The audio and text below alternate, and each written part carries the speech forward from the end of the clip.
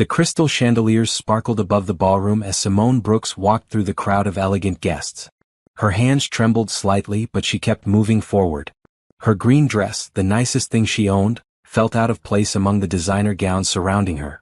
She had spent her last $20 on the charity gala ticket, not for the food or the networking, but for one single purpose: to face him. Christopher Lawson stood near the bar, surrounded by admirers as always. The billionaire CEO of Lawson Industries looked exactly like his pictures: tall, broad-shouldered, with dark hair touched with gray at the temples. His navy suit probably cost more than Simone's entire year of rent. Women kept approaching him, each one receiving the same polite but cold dismissal. He had a reputation for rejecting every romantic advance with the efficiency of a well-oiled machine. But Simone wasn't here for romance. She was here because Christopher Lawson owned the building that housed the Riverside Community Center, the place she had poured 5 years of her life into building. The place that served 200 families every week. The place he was planning to sell to a developer who would tear it down to build luxury condos. She had tried everything else. Phone calls went unanswered. Emails disappeared into the void. His secretary had stopped taking her messages 3 weeks ago. Tonight was her last chance, even if it meant making a scene in front of the city's most powerful people. Simone pushed through the final cluster of guests and stopped directly in front of Christopher Lawson. Up close, his gray eyes were even colder than she had imagined. He glanced at her with the same detached politeness he had given everyone else. "Mr. Lawson," Simone said, her voice steady despite her racing heart. "We need to talk about the Riverside Community Center." "I don't discuss business at social events," Christopher replied, his tone flat. He started to turn away. "Then maybe you should discuss it somewhere, anywhere, instead of ignoring the 200 families whose lives you're about to destroy." The conversations around them began to fade. People were starting to notice. Christopher turned back, his expression unchanged. "Miss Brooks, Simone Brooks, I've been trying to reach you for 3 months. I'm sure my staff has handled your concerns. Your staff sent me a form letter. A form letter telling me that the building I've worked in for 5 years is being sold in 60 days. Simone felt the anger she'd been holding back start to rise. "Do you have any idea what that community center means to people? We teach kids to read. We help people find jobs. We feed families who have nowhere else to go." "I'm sure you do good work," Christopher said, his voice still maddeningly calm. "But this is a business decision." "A business decision." Simone repeated the words and something in her snapped. Around them, the entire ballroom had gone quiet. "Is that what you call it when you put profit over people? When you take away the only safe place some kids have? When you destroy something beautiful just because you can?" "Miss Brooks, this is neither the time nor the place." "Then when is the time? When is the place? You won't take my calls. You won't read my letters. You hide behind your assistants and your lawyers while real people suffer." Simone's voice carried across the silent room. "I came here tonight because I'm desperate. Because in 60 days, everything I've built is gone. And you don't even care enough to look me in the eye while you do it." For the first time, Christopher Lawson truly looked at her. His gray eyes met hers and something flickered in them. Surprise maybe. Or interest. "You're right," he said quietly. "I should have taken your call." The admission shocked Simone into silence. "Come to my office Monday morning. 9 o'clock. We'll discuss this properly." He pulled a business card from his pocket and handed it to her. "Ask for me directly." Simone stared at the card, then back at him. "You'll really meet with me?" "I said I would." She wanted to say something else to press her advantage, but the exhaustion of the last 3 months suddenly crashed over her. She had done what she came to do. "Thank you," she managed. Christopher nodded once, then walked away, leaving Simone standing in the middle of the ballroom with every eye in the room on her. As the shocked whispers started up around her, Simone clutched the business card and tried to breathe normally. She had just publicly confronted the most powerful man in the city. She had called him out in front of everyone who mattered. Tomorrow she would either be a hero or unemployed. But at least she had tried. At least she had spoken up for the people who couldn't speak for themselves. Her grandmother had always told her that kindness and courage went hand in hand. Sometimes love for others meant risking everything. Simone turned and walked out of the ballroom with her head high, even though her legs felt like water. Behind her, the whispers grew louder. By morning, everyone would know what she had done. The night air hit her face as she stepped outside. She had spent her last $20 on that ticket. She would have to walk home, a journey of 45 minutes through the city streets. But she barely noticed. Her mind kept replaying the moment when Christopher Lawson had looked at her, really looked at her, and said she was right. Maybe, just maybe, Monday morning would bring a miracle. Maybe the coldest man in the city had a heart after all. Simone started walking, the business card still clutched in her hand, and let herself hope. Have you ever had to risk everything for something you believed in? What would you do if your community's future depended on convincing someone who seemed impossible to reach? Drop your thoughts in the comments below, and don't forget to subscribe for the rest of Simone's journey. Will Christopher Lawson really help her, or was his promise just empty words? Monday morning arrived too quickly. Simone stood in front of Lawson Industries headquarters, a gleaming glass tower that reached 30 stories into the sky.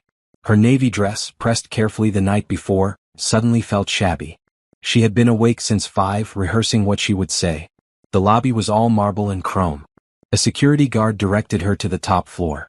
When the elevator doors opened, a woman in a perfect gray suit greeted her immediately.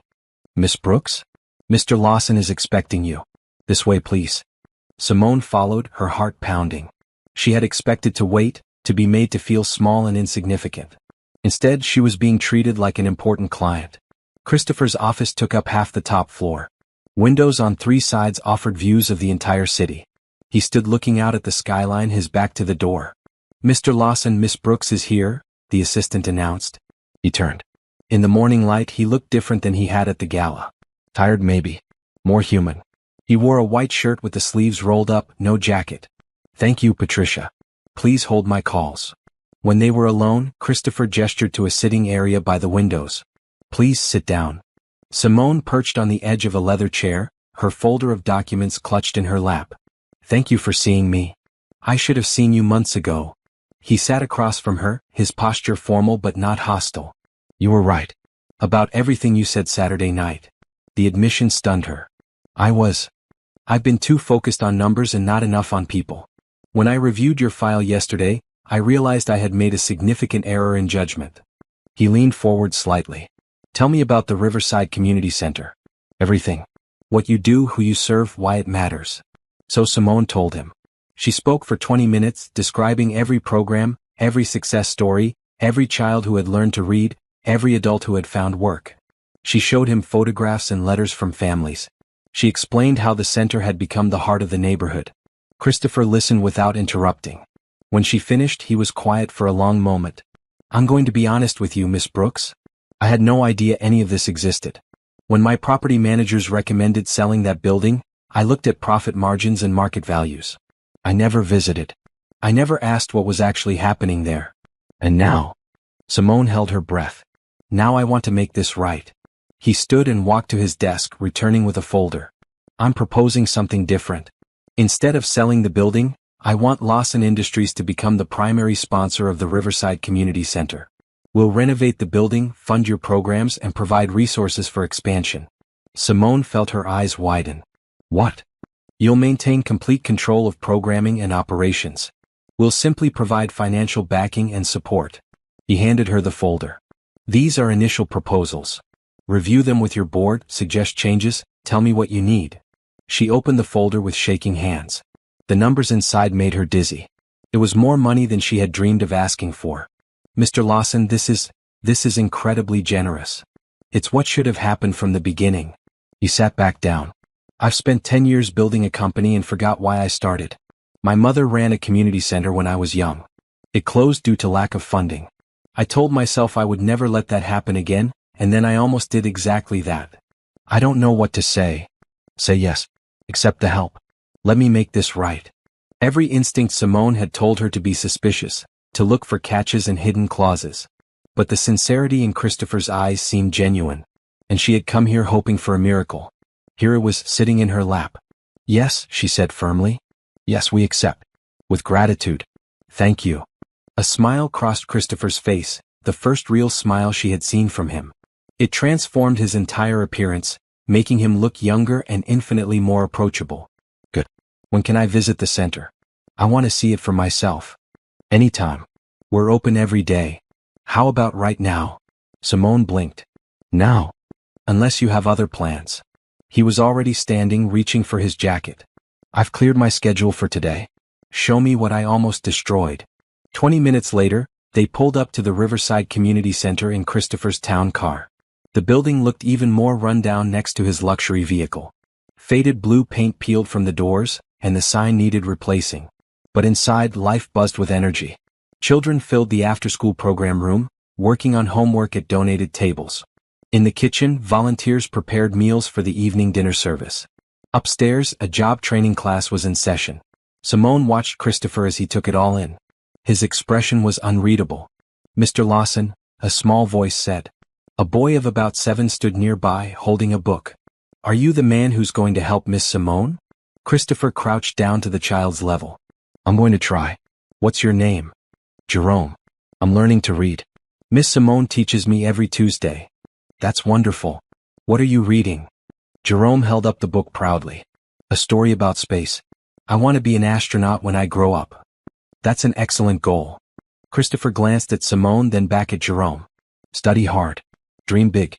And never let anyone tell you that you can't do something." "Okay." Jerome grinned and ran off to show his book to a friend. Christopher stood slowly. "How many children come here?" 53 in our after-school program. More during summer. "And you teach them yourself?" "I do what I can. We have volunteers too." Simone gestured around.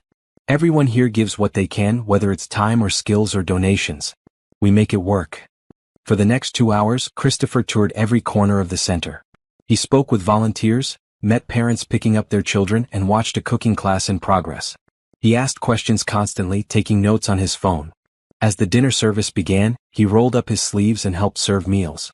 Simone found herself standing beside him, ladling soup into bowls for the steady stream of people coming through. Many were elderly, some were families with young children, others were individuals who had fallen on hard times. "Thank you, baby," one elderly woman said to Simone, then looked at Christopher. "And thank you too, young man. You new here?" "Yes, ma'am," Christopher replied. "First time. Well, you're doing good work. God bless you." When the dinner service ended and the last guest had left, Christopher helped clean up without being asked. He wiped down tables and stacked chairs alongside the volunteers. "You didn't have to do that," Simone said as they stood in the empty dining room. "I wanted to." He looked around at the worn but clean space. "This place is special. You've built something truly remarkable here. We all built it together. But you're the heart of it. That's obvious." He met her eyes. "I meant what I said this morning. I want to help. Whatever you need. You already have. More than you know." Simone felt emotion tighten her throat. 3 months ago I thought we were finished. Now you have a partner. If you'll have me." She extended her hand. "Partners." He shook it, his grip warm and firm. "Partners." As Christopher left that evening, Simone stood in the doorway watching his car disappear into the city traffic. Around her, the volunteers were chattering excitedly about the billionaire who had come to help, about the renovation plans, about the miracle that had walked through their doors. But Simone was thinking about something else. About the way Christopher had crouched down to talk to Jerome eye to eye. About how he had called the elderly woman ma'am, with genuine respect. About the careful way he had listened to every person he met. Maybe the cold billionaire of reputation wasn't cold at all. Maybe he was just someone who had forgotten how to connect with people. And maybe, just maybe, the Riverside Community Center could teach him how to care again. The renovation began on Wednesday. Christopher didn't just send contractors and write checks. He showed up every morning at 8, dressed in jeans and work shirts, ready to help. Simone arrived on the first day to find him already there, discussing plans with the construction foreman. He had changed from his business suits into casual clothes that made him look more approachable. His blue button-down shirt was already dusty from examining the building's infrastructure. "Good morning," he called when he saw her. "I hope you don't mind. I wanted to get started early." "Mind? This is wonderful." Simone set down her bag and joined them. "What's the plan?" For the next hour, Christopher walked her through every detail. New heating and cooling systems. Fresh paint throughout. Upgraded kitchen equipment. A computer lab for job training. Expansion into the currently unused basement for more classroom space. He had thought of everything. "And I want to add something else," Christopher said, pulling out his phone to show her images. "A rooftop garden. Somewhere the community can grow food together, where kids can learn about nature. What do you think?" Simone felt tears prick her eyes. "That's perfect. Absolutely perfect." "Good. Then we'll make it happen." He smiled at her, that same transforming smile that made him look like a different person. "Now, where do you need me?" "I'm here to work." They spent the day coordinating volunteers and construction workers. Christopher proved to be surprisingly hands-on, moving furniture alongside everyone else, organizing supplies, even climbing a ladder to help remove old light fixtures. He treated every volunteer with respect, learning names and asking about their lives. During lunch, they sat on the front steps eating sandwiches that one of the volunteers had brought. Children played in the small yard nearby, their laughter filling the air. "You're good at this," Simone observed. "At what?" "Connecting with people.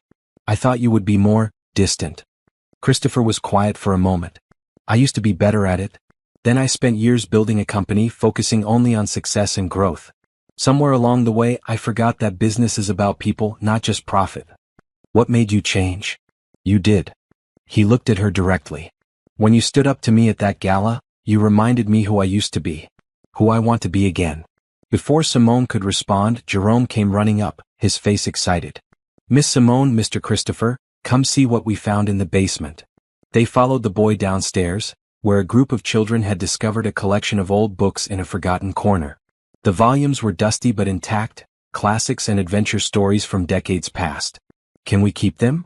Jerome asked hopefully. "Absolutely," Christopher said immediately. "In fact, let's create a proper library. We'll get bookshelves, comfortable chairs, good lighting. Make it a real reading room." The children cheered and immediately began planning where everything should go. Simone watched as Christopher knelt among them, listening seriously to each suggestion, treating their ideas with genuine consideration. As the days passed, a routine developed. Christopher arrived every morning. They worked together all day. In the evenings, they reviewed progress and made plans for the next day. The center began to transform before their eyes. But more than the building was changing. Simone found herself looking forward to Christopher's arrival each morning. She noticed small things about him. How he always made sure the volunteers took breaks, how he remembered everyone's names after meeting them once, how he never talked down to anyone regardless of their circumstances. One afternoon they were painting the main hallway together, working side by side on ladders. Christopher had paint in his hair and on his nose, looking nothing like the intimidating billionaire from the gala. "You're smiling," he observed. "Am I?" Simone realized she was. "I'm just happy. This is really happening. The center is going to be better than I ever imagined. That's because you dared to fight for it. If you hadn't confronted me that night? If I hadn't been terrified and desperate, you mean?" "No. If you hadn't been brave." He paused in his painting. "Most people would have given up after being ignored for 3 months. You didn't. You walked into a room full of powerful people and spoke truth to power. That takes real courage. Or stupidity. Courage," he insisted. "You believed in something bigger than yourself. That's rare." They continued painting in comfortable silence. Outside, the sounds of the neighborhood drifted through open windows. Children playing, neighbors calling to each other, the everyday symphony of community life. "I like it here," Christopher said suddenly. "I like being part of this." "You are part of it now. Everyone asks about you when you're not here." "They do. Jerome talks about you constantly. He told his teacher that a businessman is teaching him that success means helping others." Simone smiled at the memory. "You're making a difference." Christopher looked pleased but also slightly uncomfortable with the praise. "I'm just trying to help." "You are. More than you know." As the sun set, they finished the hallway and stood back to admire their work. The fresh green paint had transformed the dingy corridor into something bright and welcoming. "We make a good team," Christopher said. "Yes," Simone agreed. "We do." Over the following weeks they fell into an easy partnership. Christopher brought business expertise and resources. Simone brought knowledge of the community and understanding of their needs. Together they created something neither could have accomplished alone. The computer lab opened first, equipped with new computers and software that Christopher's company donated. They held a ribbon-cutting ceremony, and 20 people signed up for job training classes on the spot. The kitchen renovation finished next. Commercial-grade equipment replaced the old donated appliances. The cooking classes expanded, teaching nutrition and meal preparation skills to families. Through it all, Christopher was there. Not just funding the projects but participating in them. He taught a session in the business skills class, sharing real-world experience with aspiring entrepreneurs. He coached a youth basketball team using the newly refinished court. He joined the board of directors and attended every meeting. Simone watched him transform from the cold CEO of reputation into someone warm and engaged. She saw how naturally kindness came to him when he allowed himself to show it, and she felt her own feelings changing. What had started as gratitude for his help was becoming something else. Something warmer. Something that made her heart beat faster when he smiled at her. But she pushed those thoughts aside. This was about the community center. About helping people. Romance had no place in their partnership. At least that's what she kept telling herself. On a Friday evening, as they locked up the center together, Christopher turned to her. "Simone, I want to thank you." "Thank me? For what?" "You're the one who saved us. You saved me first. Before I met you, I was going through the motions of life. Building wealth but not meaning. You reminded me what matters. You gave me purpose again." Simone felt her breath catch. "Christopher, I know we're partners in this project, but I hope we're also becoming friends." She smiled even as her heart did complicated things in her chest. "Yes, we're friends." As they walked to their cars, Simone realized that she had never been happier. The center was thriving. The community was coming together. And Christopher Lawson, the man who supposedly rejected everyone, had become one of the most important people in her life. Whatever came next, they would face it together. 3 months into the renovation, the Riverside Community Center had become almost unrecognizable. The building gleamed with fresh paint, new windows and modern fixtures. But the real transformation was happening in less visible ways. Christopher had become a fixture in the neighborhood. He knew the regular dinner service guests by name. He attended community meetings and listened to people's concerns. He stayed late on Fridays to help tutor kids who needed extra help with math. On a Tuesday morning, Simone arrived to find Christopher already in the basement, helping install bookshelves for the new library. He was laughing with 2 volunteers, completely at ease. "Morning," he called when he saw her. "We're almost done here. The books arrived yesterday. Want to help organize them?" They spent the morning sorting books by category, building a system that would make sense for everyone who used the library. It was peaceful work, made pleasant by easy conversation. "Can I ask you something?" Simone said as they shelved mysteries. "Why do you work so hard here? You could just write checks and show up for photo opportunities. But you're here almost every day doing the actual work." Christopher was quiet for a moment, carefully placing a book on the shelf.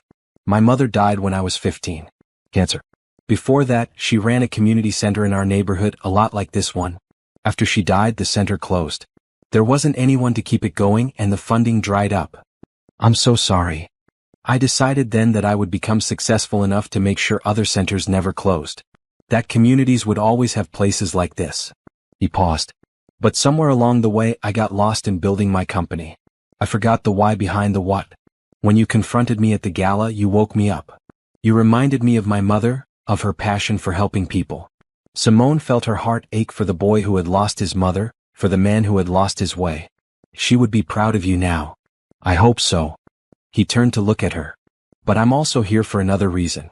I like spending time with you." The admission hung in the air between them. Simone felt her pulse quicken. "I like spending time with you too." "Good." He smiled, but there was something vulnerable in his expression. "Because I haven't had a real friend in years. I'd forgotten what it feels like to connect with someone outside of business negotiations." Friend. The word should have felt right, but instead, it left Simone with an odd sense of disappointment. She pushed the feeling aside. Friendship was good. Friendship was safe. Friendship wouldn't complicate their partnership. "Tell me about your mother," she said, changing the subject gently. "What was she like?" For the next hour, as they continued organizing books, Christopher told stories about his childhood.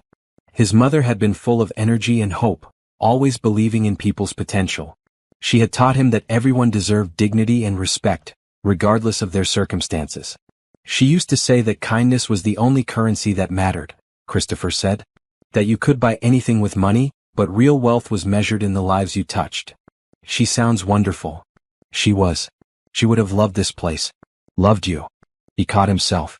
I mean, loved what you do here. Simone felt her cheeks warm. I wish I could have met her. She would have told you to keep fighting, keep believing. She would have said that people like you are the reason the world has hope. They finished the library by early afternoon. Standing in the doorway, looking at the neat rows of books and comfortable reading chairs, Simone felt a sense of accomplishment. The kids are going to love this, she said. We should have a grand opening. Make it special. That's a wonderful idea. We could have refreshments, maybe some readings. They walked upstairs together, planning the library opening. In the kitchen, volunteers were preparing for the evening meal service. Christopher automatically grabbed an apron and joined them, chopping vegetables with practiced ease. Simone watched him work. He had changed so much from the cold CEO she had confronted months ago. Or maybe he hadn't changed. Maybe this had always been who he was, buried under years of isolation and loss. "Penny for your thoughts," Christopher said, noticing her attention. "Just thinking about how different things are now." "Better?" "Much better." That evening, after the dinner service, they sat on the newly installed bench in the small yard. The sun was setting, painting the sky in shades of orange and pink. In a few weeks, the rooftop garden would be complete, but for now, this small patch of grass and flowers was enough. "Can I tell you something?" Christopher said. "Something I haven't told anyone." "Of course. I've been lonely. For years. I built this image of myself as someone who didn't need anyone, who was above personal relationships. I rejected every woman who approached me because I thought attachment was weakness." He looked down at his hands. "But really, I was just afraid. Afraid of losing someone the way I lost my mother. Afraid of caring and getting hurt." Simone reached over and placed her hand on his. "That's not weakness. That's human. You're not afraid." "Of course I am. I'm terrified all the time. Afraid the center will fail, afraid I'm not doing enough, afraid I'll let people down. But I do it anyway because the love I have for this community is bigger than my fear." "How do you do that? How do you keep your heart open when the world can be so hard?" "By remembering that kindness always matters. That hope always matters. That love in all its forms is always worth the risk." She squeezed his hand gently. "You're doing it too. You've opened your heart to this place, to these people. That takes courage." Christopher turned his hand over, interlacing his fingers with hers. The gesture felt natural, comfortable. "Thank you, Simone. For everything. For saving this place. For saving me too." They sat in comfortable silence as darkness fell around them. The neighborhood sounds became evening sounds. Families settling in for the night, crickets chirping, the distant hum of traffic. Neither of them wanted to let go of the other's hand. Neither of them acknowledged what that might mean. But something had shifted between them. The boundary between friendship and something more had begun to blur. In the gathering darkness, with their hands intertwined, both of them felt it. A possibility. A hope. A beginning of something that neither had expected but both were starting to want. "I should go," Christopher finally said, though he made no move to stand. "Yes," Simone agreed, though she didn't release his hand. They sat for 5 more minutes before finally, reluctantly letting go. As Christopher walked to his car, he turned back to wave. In the porch light, Simone waved back, feeling something warm bloom in her chest. Tomorrow they would go back to being partners, friends, colleagues. But tonight, for just a moment, they had been something else. Something undefined but undeniably real. And both of them would lie awake that night, thinking about a simple touch of hands and what it might mean for the future. The library opening was a huge success. Children clustered around the new bookshelves, pulling out volumes with wonder. Parents browsed the parenting section. Job seekers found resources for interviews and resume writing. The space quickly became everyone's favorite part of the renovated center. Christopher had arranged for a local author to come read to the children. Jerome sat in the front row, his eyes wide with amazement. Afterward, he ran up to Christopher with a book clutched in his hands. "Mr. Christopher, will you read with me?" "I'd be honored." Simone watched them settle into 2 comfortable chairs, Christopher's deep voice bringing the story to life while Jerome followed along. Something in her chest squeezed tight. This man, who supposedly rejected everyone, was now completely transformed by the simple act of reading to a child. After the event, as volunteers cleaned up, Christopher found Simone in her office. "Do you have a minute?" he asked, leaning against the doorframe. "Always. What's on your mind?" He came in and closed the door, which immediately made Simone's heart rate increase. Christopher looked nervous, which was unlike him. He ran a hand through his hair, a gesture she had learned meant he was uncertain about something. "I have something to ask you, and I want you to know that there's absolutely no pressure. If you say no, nothing changes between us. We're still partners, still friends." "Christopher, what is it?" "Would you have dinner with me? Not a business dinner. A real date." Simone felt her breath catch. She had been trying so hard not to think about her growing feelings for him, telling herself that their partnership was too important to risk. But hearing him ask the question made her realize how much she wanted to say yes. "I know this is complicated," Christopher continued when she didn't immediately answer. "The center, our partnership, everything we've built together. But I can't stop thinking about you, Simone. When I'm not here, I'm thinking about seeing you the next day. When I'm with you, everything feels right in a way nothing else has for years. Yes, Simone said. Christopher blinked. Yes. Yes, I'll have dinner with you. I want to. She stood up and walked around her desk. I've been trying not to feel this way because I was afraid of what it might mean for the center. But kindness and hope mean taking risks, right? And I think you're worth the risk. His smile was brilliant. Really? Really? Tomorrow night? I'll pick you up at 7? Perfect. Christopher left with a spring in his step that made several volunteers comment on his good mood. Simone spent the rest of the day in a happy daze, helping with evening programs while her mind raced through her closet, trying to decide what to wear. That night, she called her best friend Denise, who had been her supporter through all the center's struggles. He asked me on a date, Simone announced as soon as Denise answered. The billionaire? Christopher Lawson? Yes. Denise squealed. Finally. We've all been waiting for this. What do you mean we've all? Girl, everyone at the center has been watching you two dance around each other for months. The way he looks at you? The way you light up when he walks in the room? It's been obvious to everyone except apparently you two. Simone laughed. I was trying to be professional. Professional is good. But happiness is better. So what are you wearing? They spent an hour discussing outfit options, settling on Simone's red dress, the one that made her feel confident and beautiful. After hanging up, Simone stood in front of her mirror, holding the dress up and allowing herself to feel excited. Christopher Lawson had asked her on a date. The man who rejected everyone had chosen her. Not because she was different or special, but because they had built something real together. Because they had become friends first, partners in a shared mission. Because kindness and hope had brought them together. The next evening, Simone was ready by 6:30, too nervous to sit still. When Christopher knocked on her apartment door at exactly 7, she took a deep breath before answering. He stood in the hallway in a charcoal gray suit, holding flowers. But it was the expression on his face when he saw her that made her heart soar. Pure admiration mixed with wonder. You look beautiful, he said softly. Thank you. You look very handsome. She accepted the flowers, a bouquet of bright yellow sunflowers. These are lovely.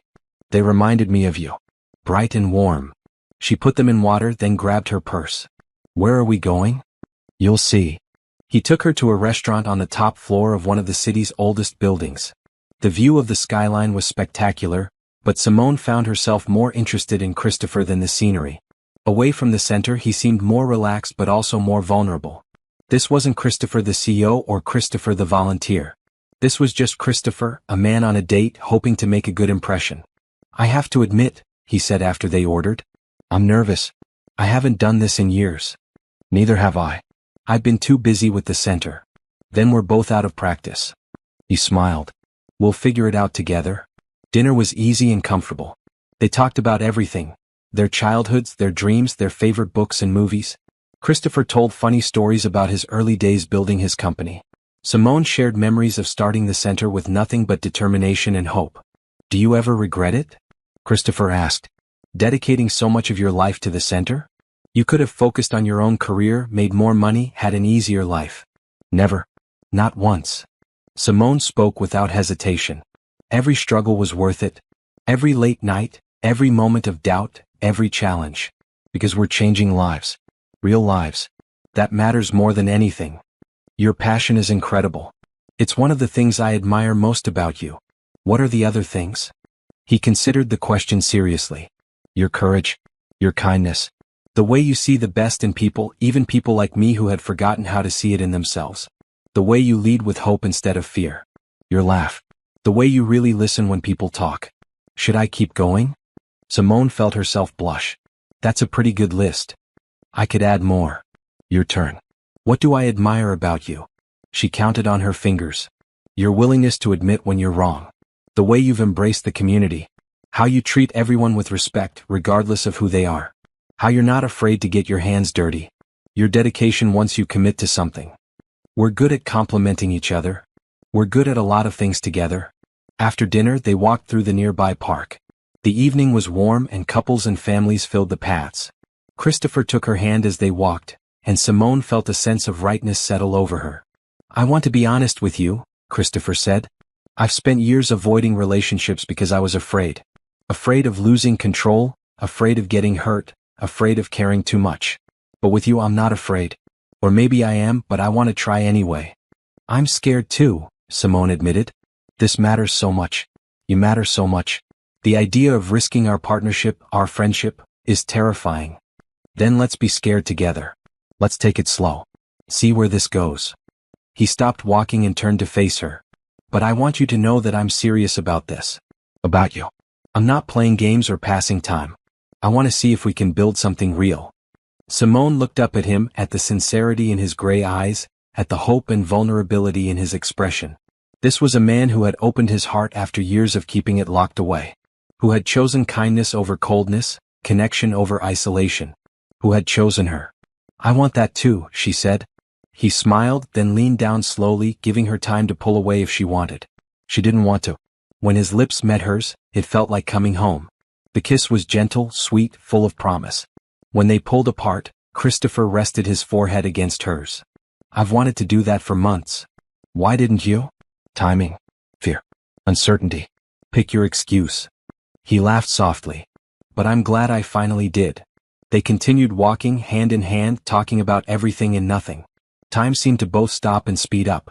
Before Simone realized it, they were back at her apartment building. I had a wonderful time, she said. So did I. Can we do this again? Soon. I'd like that. Christopher walked her to her door, kissed her goodnight one more time, and then waited until she was safely inside before leaving. Simone leaned against her closed door, her hand over her racing heart, and smiled. Tomorrow they would go back to work at the center. But now everything had changed. They weren't just partners or friends anymore. They were something more. Something that felt like the beginning of forever.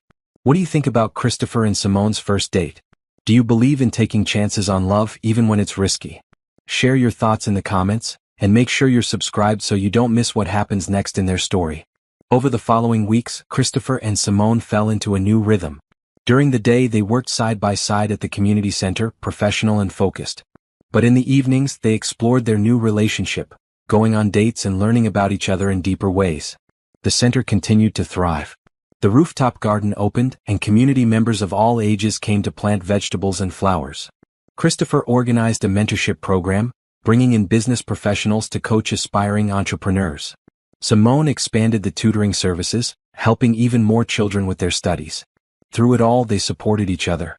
When Simone felt overwhelmed by the demands of running an expanding organization, Christopher helped her delegate and organize. When Christopher struggled with letting go of his controlling tendencies, Simone reminded him to trust the process and the people. On a Saturday afternoon, they worked together in the rooftop garden, teaching a group of children how to plant tomatoes. Jerome was there, as always, asking a million questions and making everyone laugh with his enthusiasm. Mr. Christopher, Jerome said seriously, are you and Miss Simone boyfriend and girlfriend now? My mom said you are.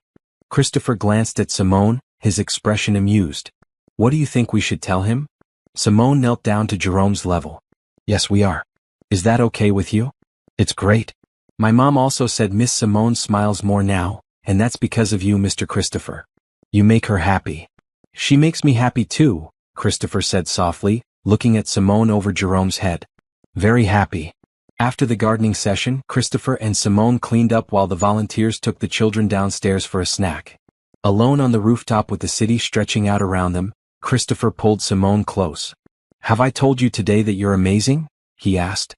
Not yet. You're amazing. He kissed her forehead. I love watching you with the kids. You have such patience and warmth. They're good kids. They just need someone to believe in them. Like you believed in me. Simone looked up at him. I didn't have to believe in you. You showed me who you really were. You just had to let yourself be that person again. Christopher was quiet for a moment, his arms around her waist, looking out at the skyline. My father called yesterday. He heard about what I'm doing here. What did he say? He thinks I'm wasting my time and resources.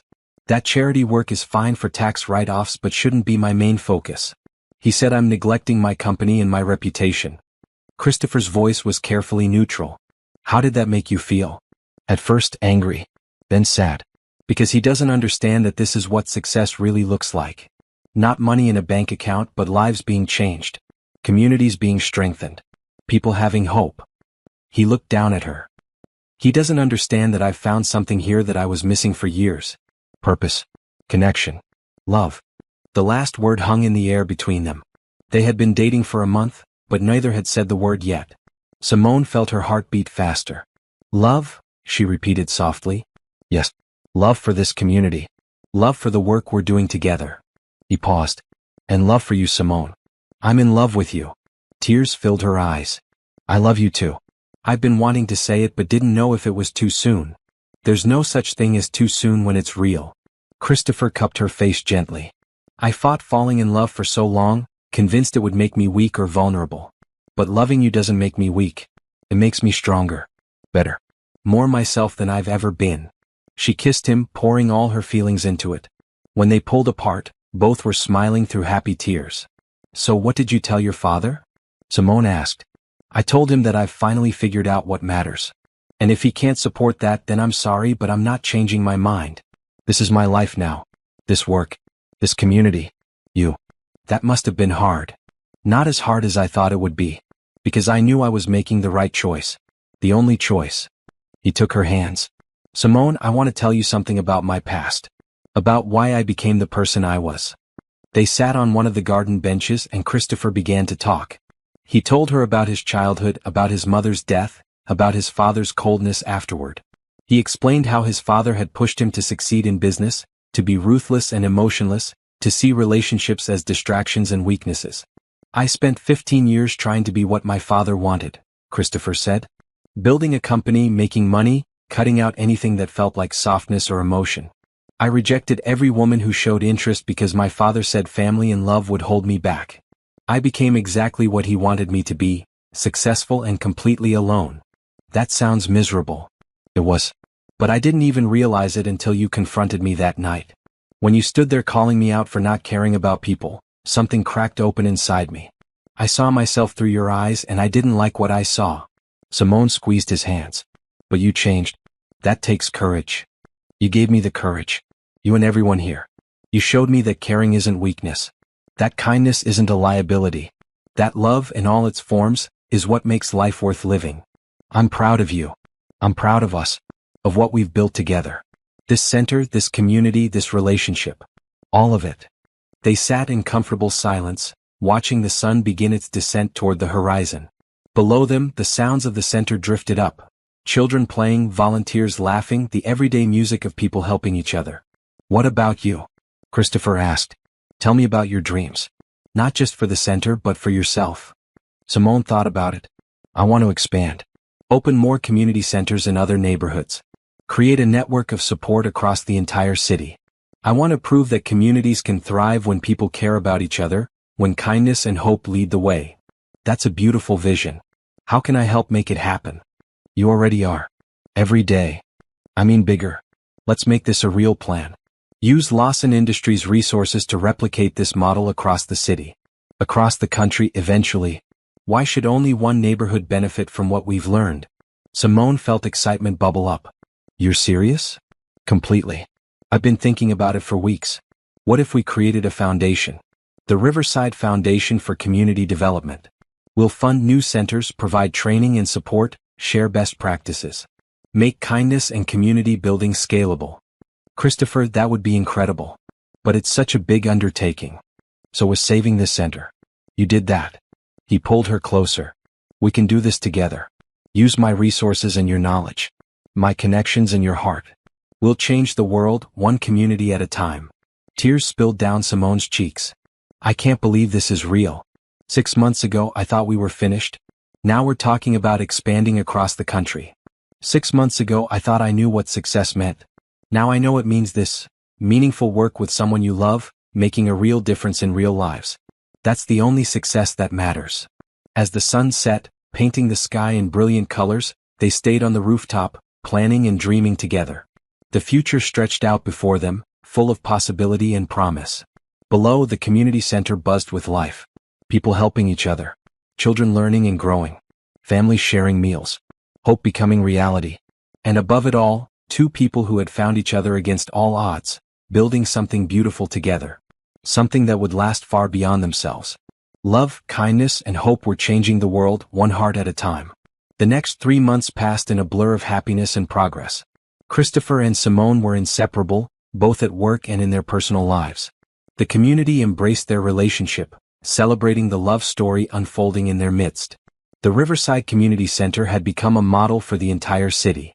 Local news covered their success story, the community center that had nearly closed now thriving thanks to an unlikely partnership. Other organizations reached out for advice. Politicians visited to see what they had accomplished. Through it all, Christopher remained humble and focused.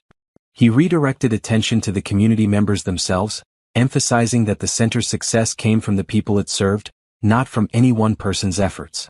"You've changed so much," Simone told him one evening as they walked home from the center together. They had fallen into the habit of walking the neighborhood after closing, enjoying the spring air and each other's company. "Have I?" Christopher asked, taking her hand. "The man I met at that gala would never have given credit to others. He was all about personal achievement. That man was a fool." Christopher stopped walking and pulled her close. He didn't understand that real achievement is measured by the lives you touch, not the wealth you accumulate. He didn't know that sharing success makes it sweeter. He definitely didn't know that loving someone makes everything better. Simone smiled up at him. "You're getting sentimental in your old age." "I'm 35, thank you very much. And yes, I am sentimental. About you. About us. About this life we're building together." They continued walking, their fingers intertwined. Around them, the neighborhood was settling into evening. Families sat on stoops, enjoying the warm weather. Kids played one last game before being called in for bed. The community they served lived and breathed around them. "I have something to tell you," Simone said. "The city council contacted me today. They want to use our model for a new initiative. They're offering funding to help us expand to 3 more neighborhoods." Christopher's face lit up. "Simone, that's incredible. This is exactly what we hoped for." "I know. It's happening faster than I expected. But I'm worried. What if we can't maintain the same quality when we expand? What if we lose what makes this place special?" "We won't. Because the special thing about this place is the philosophy behind it. Putting people first, building community, leading with kindness. That scales. We'll train new directors, share our approach, provide ongoing support. And we'll do it together."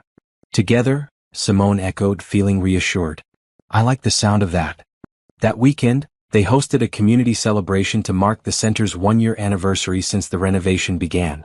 The rooftop garden overflowed with flowers and vegetables. The library was filled with readers. Every program was thriving. During the celebration, Jerome approached them with his mother, a woman named Patricia who worked 2 jobs to support her 3 children. "Miss Simone, Mr. Christopher," Jerome said formally. "My mom wants to tell you something." Patricia's eyes were damp with emotion. "I just wanted to say thank you. A year ago, I didn't know how we were going to make it. I was working all the time and my kids were struggling. Then this center became our lifeline. Jerome learned to read here. My daughter got help with her math. And I took the computer class that helped me get a better job. You saved us. Both of you." Simone hugged her. "You saved yourself. You did the work. We just provided the space. That space changed everything." Patricia looked at Christopher. "And you, Mr. Lawson. People told me you were cold and cruel. But you've been nothing but kind to my family. Thank you for seeing us as people, not just charity cases." Christopher looked genuinely touched. "Thank you for letting me be part of your community. You and your children have taught me more than I've taught you." As Patricia and Jerome walked away, Christopher turned to Simone. "Moments like that make everything worthwhile." "Yes," she agreed. "They really do." Later that evening, after all the guests had gone home and the volunteers had finished cleaning up, Christopher and Simone stood alone in the main hall. The space was quiet, peaceful, full of the echoes of a day well spent. "Dance with me," Christopher said suddenly. "There's no music." He pulled out his phone and started a slow song. Then he took her in his arms and began to sway gently. Simone rested her head on his chest, listening to the steady beat of his heart. "I could do this forever," Christopher murmured. "Dance in empty community centers? Be with you. Anywhere. Everywhere. Forever." Simone pulled back to look at him. "Forever is a long time. Not long enough." His expression was serious, vulnerable. "Simone, I've never been more certain of anything in my life. You're my forever. This work we do together, this life we're building, the love we share. I want all of it always." "So do I." She touched his face gently. "I love you, Christopher. More than I knew it was possible to love someone." They kissed and it felt like a promise. A commitment to each other, to their shared mission, to the future they were creating together. Over the following weeks, they worked on plans for the expansion. Christopher brought in architects and construction managers. Simone recruited and trained new directors for each location. Together, they refined their approach, documenting everything they had learned over the past year. The first new center opened in the West Side neighborhood, following the Riverside model exactly. Christopher and Simone attended the ribbon-cutting ceremony, watching with pride as another community gained access to the services they needed. "This is just the beginning," Christopher said as they toured the new facility. "5 years from now, we'll have centers in every neighborhood that needs one." "You think big," Simone observed. "I learned from the best." He smiled at her. "You taught me that thinking small means settling for less impact. If we want to change the world, we have to be bold." On a Tuesday evening, Christopher took Simone to the rooftop garden of the original Riverside Center. He had asked her to meet him there after work, saying he had something important to discuss. She found him standing by the tomato plants, which were heavy with fruit.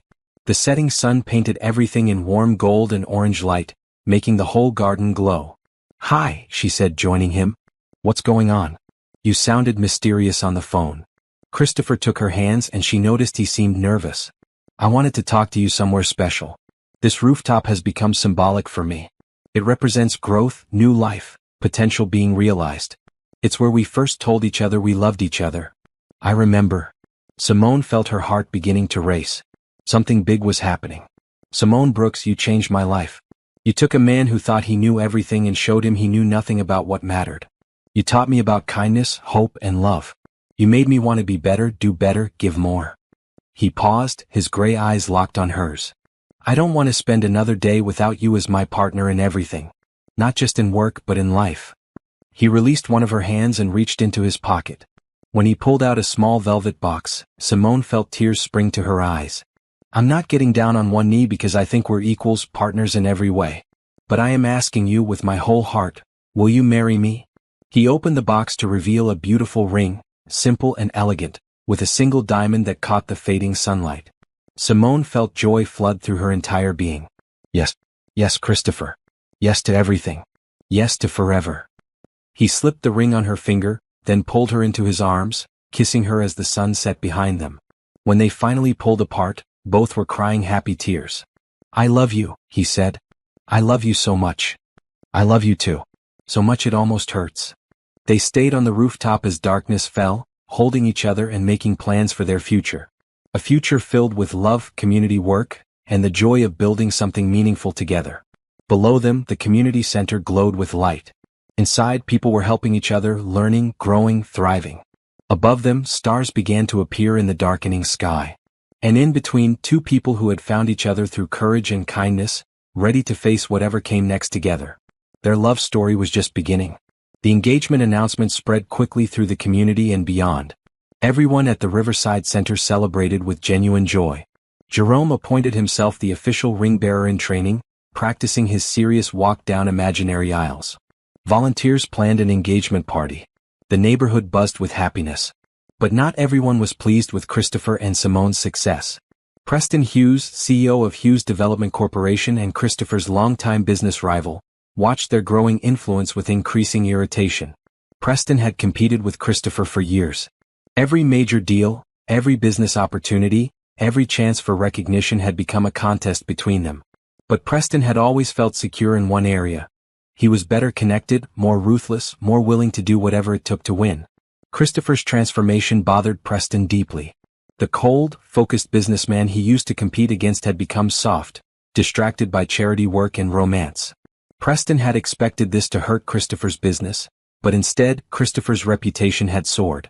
Lawson Industries was attracting top talent who wanted to work for a company with values.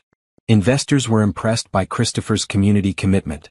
The business press was calling him a visionary leader. Worse, Christopher seemed genuinely happy. He had found something Preston didn't have: love, purpose, meaningful connection.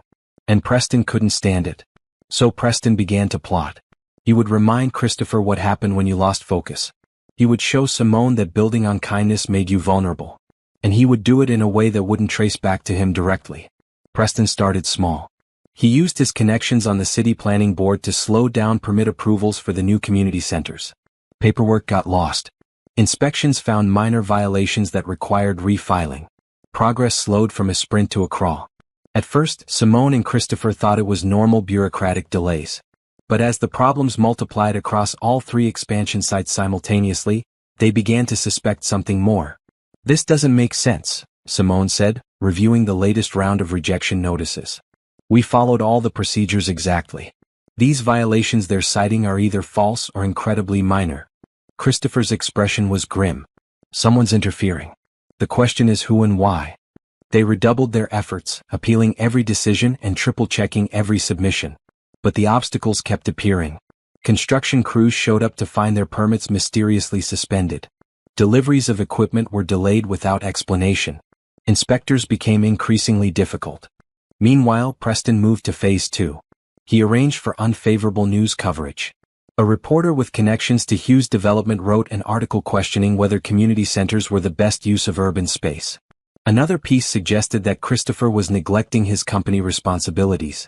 A third implied that Simone lacked the experience to manage multiple locations. The articles weren't outright attacks, just subtle enough to plant seeds of doubt. But Simone felt their effect.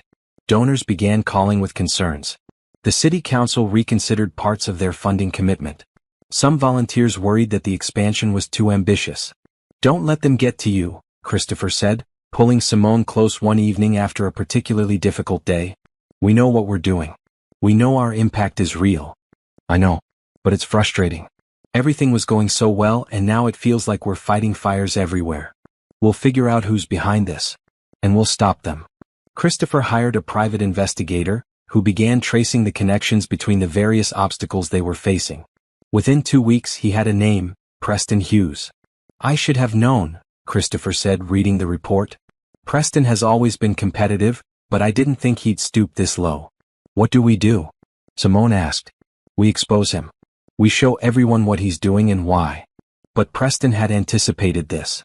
He had been careful to keep his involvement indirect. He had used intermediaries, made suggestions rather than direct orders, created plausible deniability at every step. The investigator's report showed a pattern but no smoking gun. Christopher called a meeting with his lawyers and advisors. They reviewed every option, looking for a way to stop Preston's interference without engaging in the same kind of underhanded tactics. "We could fight fire with fire," one lawyer suggested. "Use our connections to block some of Hughes Development's projects." "No," Christopher said firmly. "That's not who we are. We don't hurt people to win." "Then what do we do?" another advisor asked. "Preston's winning. He's slowing us down, damaging our reputation, undermining everything you've built." Christopher looked at Simone. "We do what we've always done. We focus on the work. We let our results speak for themselves. And we trust that kindness and integrity will win in the end." "That's risky," the lawyer warned. "While you're being noble, Preston will keep attacking." "Let him," Simone said, finding her voice. "Every attack just shows his character compared to ours. We'll document everything, continue doing excellent work, and trust the community to see the truth." Over the next few weeks they did exactly that. When permits were delayed, they used the time to improve their plans. When negative articles appeared, they responded with facts and testimonials from community members. When obstacles arose, they found creative solutions. The Riverside Center continued to thrive, proof of concept for their model. The community rallied around them, writing letters to the city council and organizing petitions of support. Local television covered the story of people fighting for their community centers. And slowly public opinion began to shift. People saw through Preston's subtle attacks. They recognized the difference between a company trying to make a profit and an organization trying to make a difference. But Preston wasn't finished. If subtle tactics wouldn't work, he would need to be more direct. He started making offers to key people in Simone and Christopher's organization. Higher salaries, better positions, anything to lure away their best volunteers and staff. Most people refused immediately. They were committed to the mission, not interested in working for someone like Preston. But a few were tempted. Times were hard and Preston's offers were generous. One of the new center directors, a man named James Walker, accepted Preston's offer. He had been struggling financially, and the salary Preston offered would solve his problems. James called Simone to explain, his voice heavy with guilt. "I'm so sorry," James said. "I know this leaves you in a difficult position. But I have a family to support, and I can't pass up this opportunity." Simone felt disappointed but not angry. "I understand, James. You have to do what's best for your family. I'll work through the transition period, help train my replacement. I won't leave you hanging. Thank you. And James? I hope everything works out for you. After she hung up, Christopher found her staring out the window. That was James? He's taking a job with Hughes Development. Preston offered him twice what we're paying. Christopher sighed. Preston's trying to cripple our expansion by taking our people. What if more people leave? What if we can't compete with his salaries? Then we find people who believe in the mission more than the money. We've done it before. Christopher wrapped his arms around her. We can't match Preston's resources, but we have something he doesn't. Genuine purpose and community support. That's worth more than any salary. You really believe that? I know it, because I chose it. I could have kept building my company focused only on profit. Instead, I chose this work, this community, you. Best decision I ever made. Simone leaned into him, drawing strength from his certainty. We're going to get through this. Yes, we are. Together. But as they stood looking out at the city, both wondered what Preston would try next. The battle was far from over, and the stakes kept getting higher.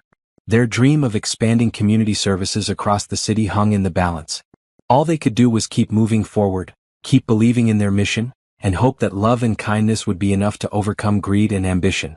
The community's response to Preston's tactics was swift and powerful. When word spread that he was trying to sabotage the community centers, people organized. They held rallies at City Hall. They flooded social media with stories of how the Riverside Center had changed their lives. They wrote letters to every news outlet, every politician, every person who might listen. Jerome, now 8 years old and reading at grade level, stood up at a city council meeting with his mother's support. His small voice carried through the chamber as he read a letter he had written. My name is Jerome Taylor. Before the Riverside Center, I couldn't read. My mom worked all the time and nobody helped me with homework. I thought I was dumb. Then Miss Simone taught me that I wasn't dumb, I just needed help. Now I love reading. I want to be a scientist. The community center gave me that dream. Please don't let anyone take it away from other kids like me. There wasn't a dry eye in the room. The council members approved the permits that had been mysteriously held up.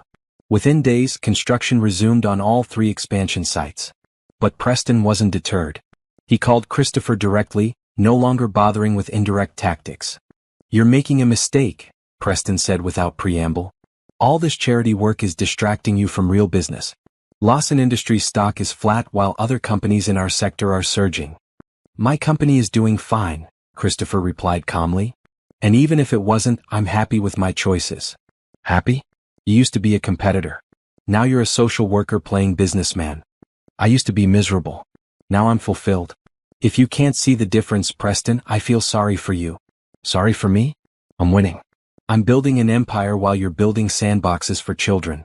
And when you're lying on your deathbed, Preston, what will you have to show for your empire? Money you can't take with you?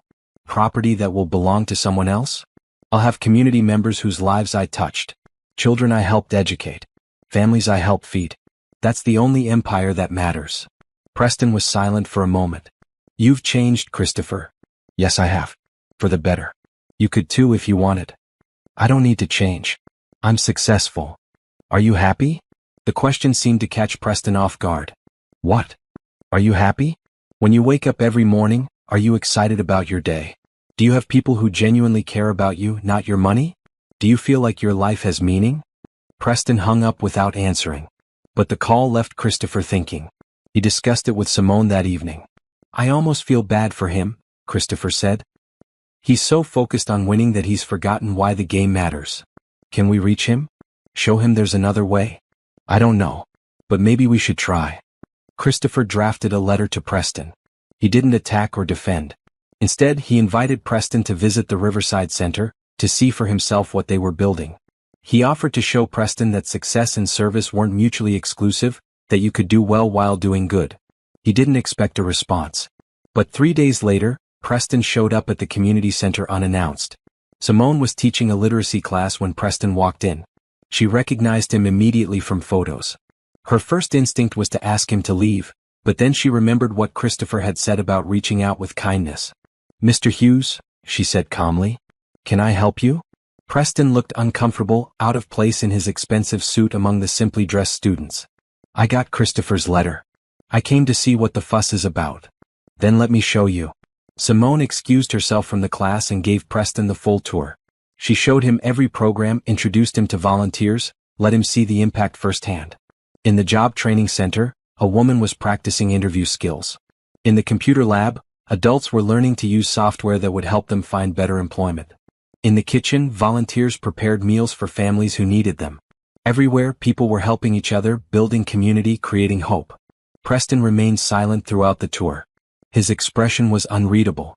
But Simone noticed he watched everything carefully, paying particular attention to the interactions between volunteers and community members. When they finished, Christopher had arrived. He found Simone and Preston in the main hall. "Preston," Christopher said, extending his hand. "Thank you for coming." Preston shook his hand reluctantly. "Your letter said I was missing something. What did you mean? Come upstairs. Let's talk." They went to the rooftop garden, where the afternoon sun illuminated the thriving plants. Christopher and Simone sat on one bench, Preston on another across from them.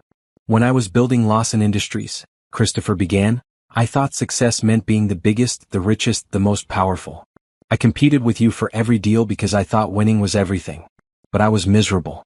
I had money and power, but no connection, no purpose, no joy. And now you do?" Preston's tone was skeptical. "Yes. Because I discovered that real success isn't about accumulation. It's about impact. It's not about what you have but what you give.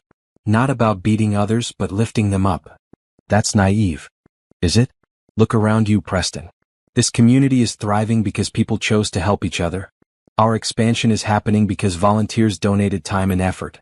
Our reputation is growing because we deliver real results. And all of it came from choosing kindness over competition, service over self-interest." Simone added, "We're not saying business success is wrong. But it's not enough by itself. Christopher's company is still profitable. He's just using those profits for something meaningful now." Preston was quiet for a long time. "I don't have this," he finally said. "I have a company, money, property. But I don't have people who care about me. I don't have a community. I don't have." He trailed off. "It's not too late," Christopher said gently. "You could stop fighting us and join us. Use your resources for good. Experience what it feels like to help instead of compete." "Why would you want my help after everything I've done to hurt you?"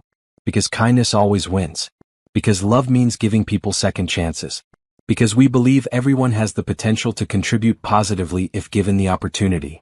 Christopher looked at Simone, who nodded encouragingly. "So we're offering you that opportunity. Help us build community centers. Use your development skills for projects that serve people instead of just generating profit. Join us in making a real difference." Preston stood abruptly. "I need to think about this." "Take all the time you need," Simone said. "The offer stands." After Preston left, Christopher pulled Simone close. "Do you think he'll actually consider it?" "I don't know. But we had to try. If we believe in kindness and second chances, we have to offer them to everyone. Even people who've hurt us." 2 weeks passed with no word from Preston. The expansion projects continued.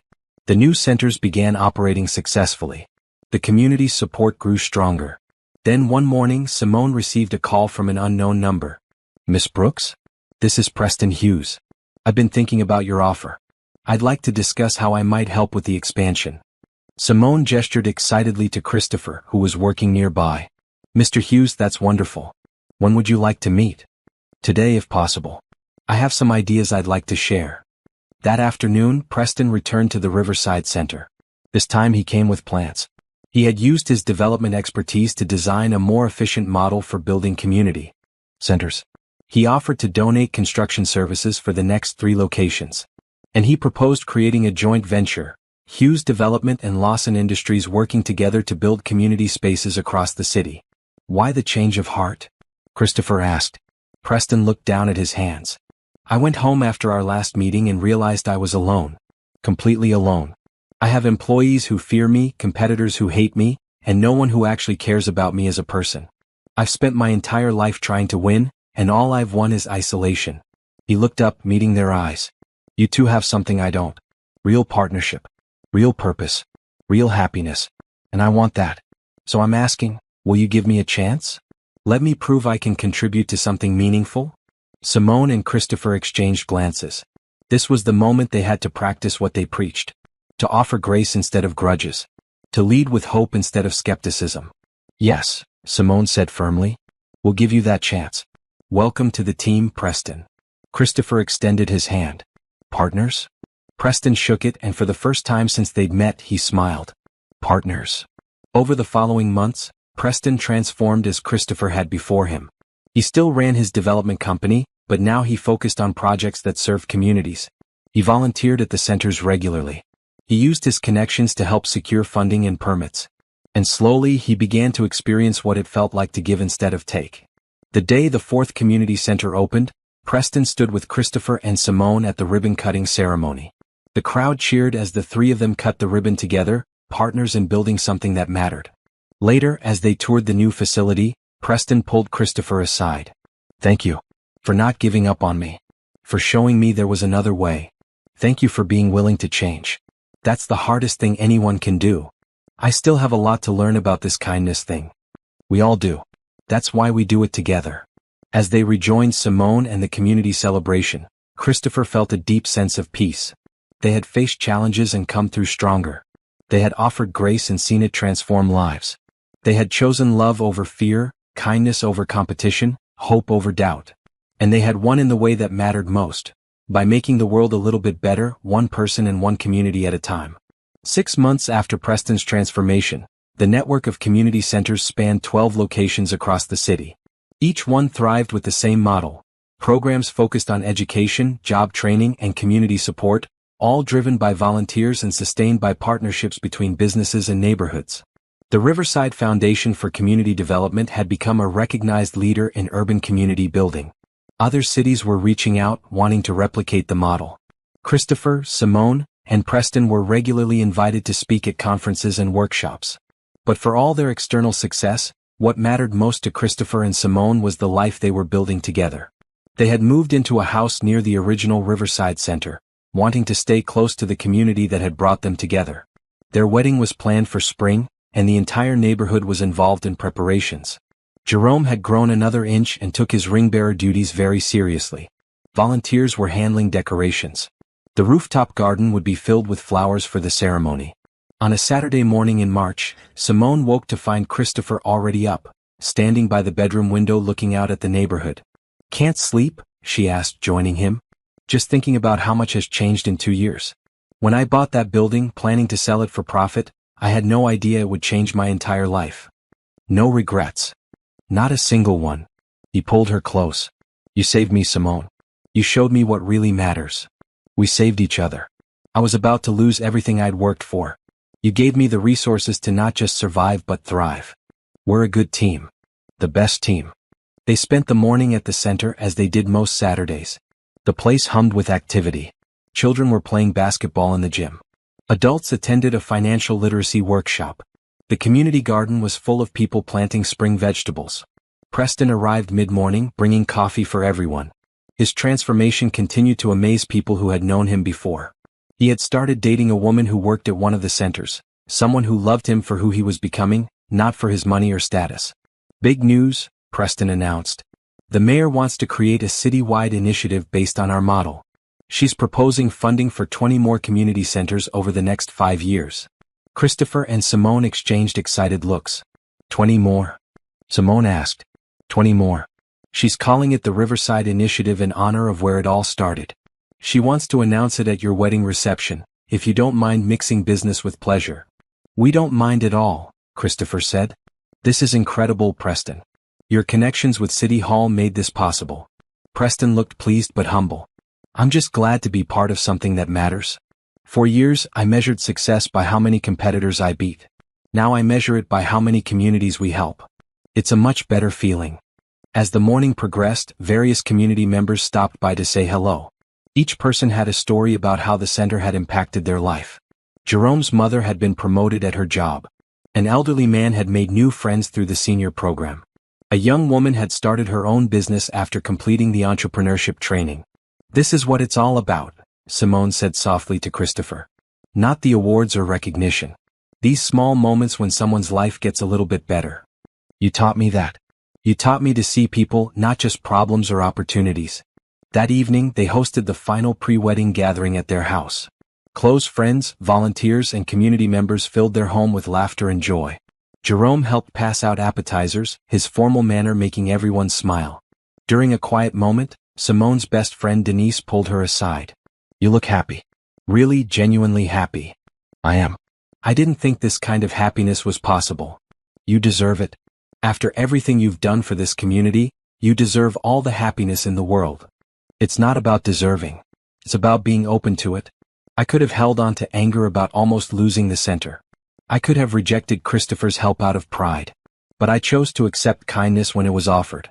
I chose to believe in second chances. And look what happened. Denise hugged her. I'm so glad you did. You've changed so many lives, including your own.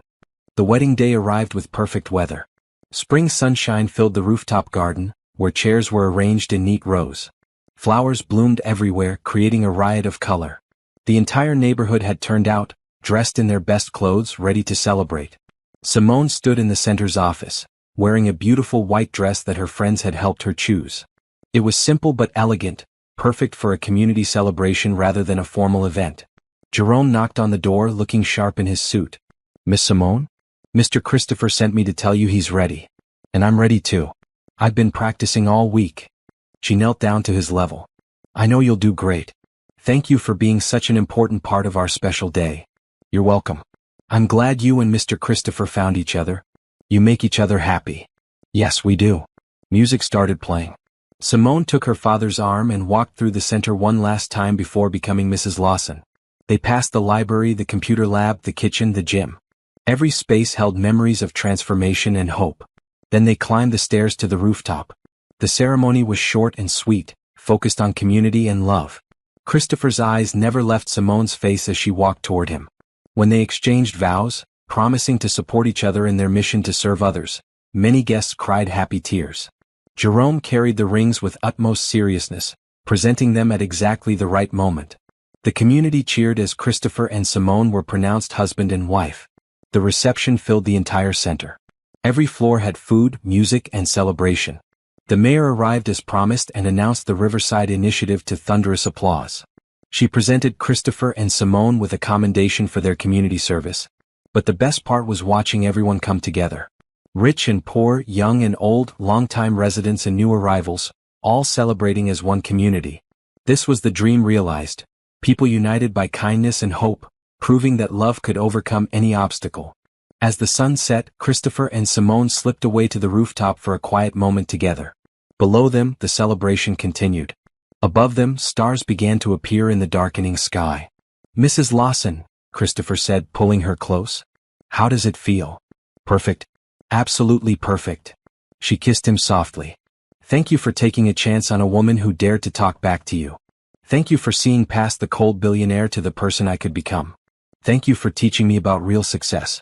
Thank you for loving me. Always. Forever. They stood together, looking out at the city they were helping to transform, one community at a time. Their love story had started with a confrontation at a gala, but it had blossomed into something beautiful. A partnership built on shared values, mutual respect, and a commitment to making the world better. The Riverside Community Center, which had almost closed 2 years ago, now anchored a network of hope across the entire city. Thousands of lives had been touched. Hundreds of families had been helped. Countless dreams had been made possible. And it all started because one woman had the courage to speak up, and one man had the humility to listen. As they rejoined the celebration, hand in hand, Christopher and Simone knew that this was just the beginning. They would spend the rest of their lives serving communities together, building networks of support, spreading kindness and hope wherever they went. Love had led them to each other. Kindness had transformed them both. Hope had built something lasting and beautiful. And their forever was just beginning.